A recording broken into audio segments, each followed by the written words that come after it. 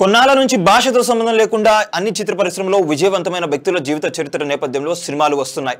ప్రేక్షకుల నుంచి మంచి ఆదరణ కూడా పొందుతున్నాయి. మన దేశానికి 2 వరల్డ్ కప్లు సాధించి పెట్టినటువంటి మహేంద్ర సింగ్ ధోని బయోపిక్ తో సినిమా తీస్తే బ్లాక్ బస్టర్ హిట్ అయిన సంగతి మనకు తెలిసిందే. ఇక తాజాగా మరొక స్టార్ క్రికెటర్ యువరాజ్ సింగ్ జీవిత కథతో సినిమా తెరకెక్కబోతుంది.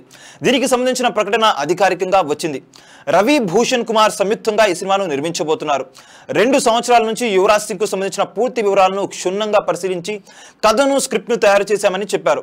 ఎన్నో ఆటుపోట్లను ఎదుర్కొని ఆల్రౌండర్ గా నిలవడమే కాకుండా ఇండియాకు ప్రపంచ కప్ రావడంలో కూడా కీలక పాత్ర పోషించాడని, ఆ తర్వాత క్యాన్సర్ రావడం, దాన్ని విజయవంతంగా ఎదుర్కోవడం లాంటివన్నీ కూడా ఈ సినిమాలో చూపించబోతున్నట్లు వీరు వెల్లడించారు.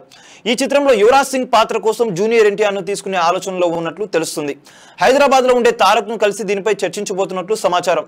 యువరాజ్ లాంటి క్యారెక్టర్ కోసం తారక్ లాంటి టెర్రిఫిక్ పర్ఫార్మర్ అయితేనే న్యాయం జరుగుతుందనే భావంలో నిర్మాతలు ఉన్నారు. సోషల్ మీడియాలో నెటిజన్లు కూడా దీనిపై తమ అభిప్రాయాలను తెలియజేస్తున్నారు. తారక్ ఈ సినిమా చేస్తే రికార్డులు బద్దలవుతాయంటున్నారు.